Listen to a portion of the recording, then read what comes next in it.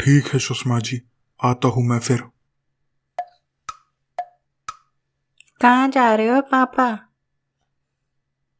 Office जा रहा हूं बेटा। संडे को भी ऑफिस? पहले तो हमेशा संडे के दिन घर पे बैठ के फोन पे लगे रहते थे।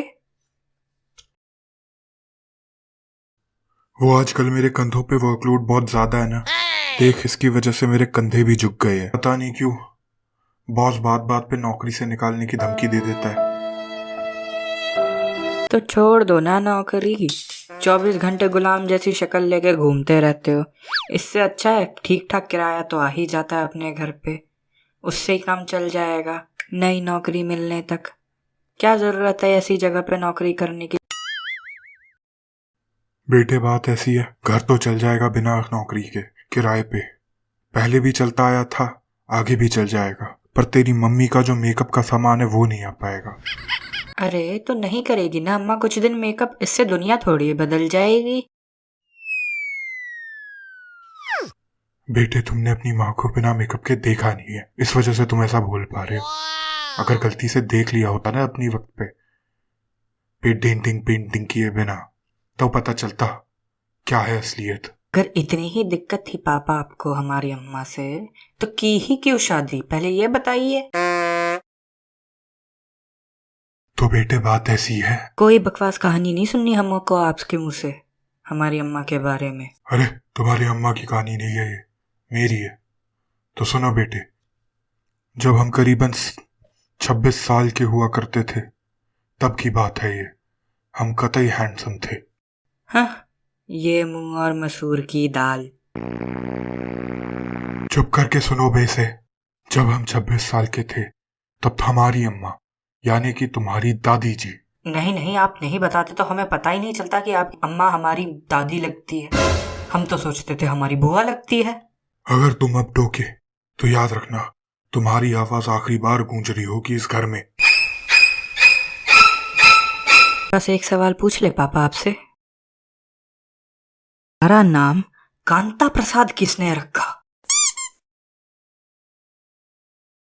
वो कहानी हम तुम्हें किसी और दिन बताएंगे, पहले तुम इस पे ध्यान दो। तो एक दिन तुम्हारी दादी हमें एक तस्वीर दिखाई जिसमें 3 हसीन लड़कियां थी और एक बंदरिया थी, जिसे देख के हम पागल हो गए और हमने तुरंत ही हाँ कर दी। जिसके बाद हमारी अम्मा ने तुम्हारी अम्मा के घर हाँ का मैसेज भिजवा दिया, जिसके पूरे 1 महीने बाद का मुहूर्त तय हुआ था हमारी शादी का। तो हम उस मनहूस दिन पहुंचे मंडप, तो वहां देखे कि उस तस्वीर में जो तीनों लड़कियां थी वो एक बंदर के साथ खड़ी है। जब हमने गौर से उस तस्वीर को दोबारा देखा तो हमें पता चला कि वो बंदरिया नहीं थी, वो तुम्हारी अम्मा थी। आप हमारी अम्मा को बंदरिया बोले? हम तो तुझे भी बंदरिया की औलाद ही बुलाते हैं। क्या कर लेगा तू? पापा आपको शायद ये पता नहीं होगा, पर हमें आपके सारे राज पता है, और ये भी पता है कि आप आज कौन से ऑफिस जा रहे हैं। और हाँ, अगली बार आप ऐसी बकवास किए ना हमारे या हमारी अम्मा के बारे में, तो ठीक नहीं होगा।